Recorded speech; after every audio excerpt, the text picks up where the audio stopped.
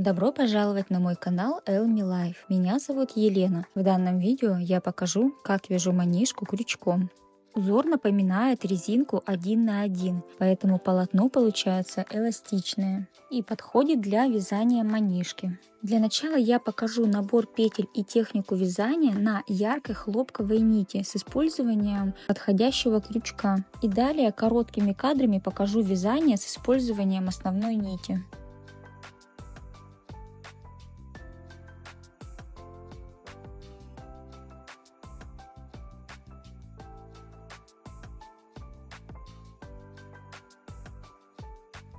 Набираю необходимое количество петель, это будет высота манишки.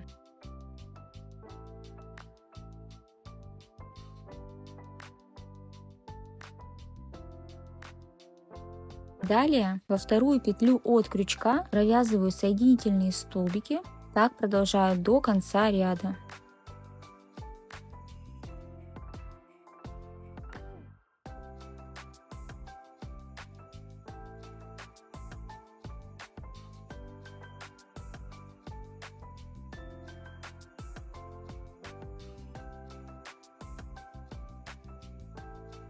В конце каждого ряда набираю одну дополнительную петлю